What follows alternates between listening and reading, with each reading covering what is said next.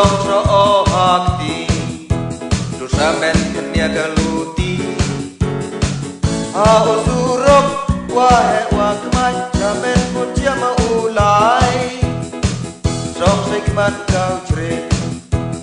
raman me kam ukla teng teng kam musnya rumah hakti ya anala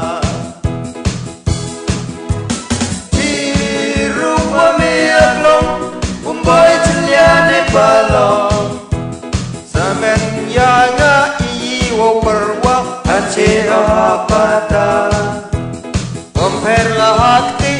ne hanala me asopawa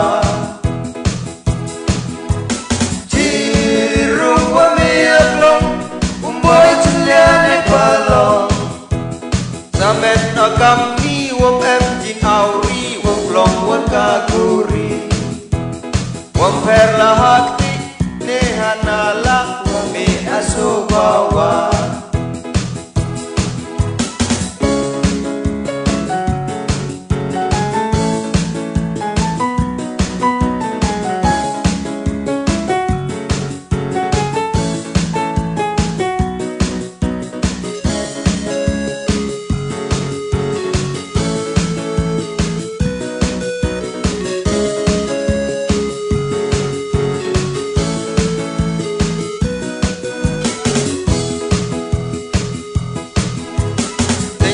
madamu ai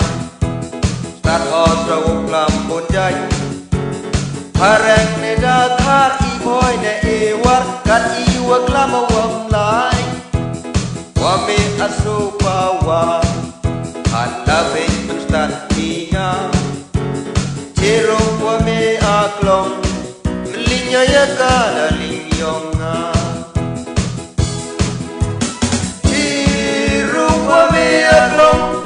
boy chiliane balong samen yanga i wo perwa ache apata komper la hakti ne hanala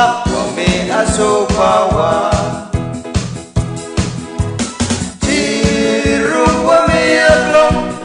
boy chiliane balong samen akam ni wo em jin auri long waka guri per la hakti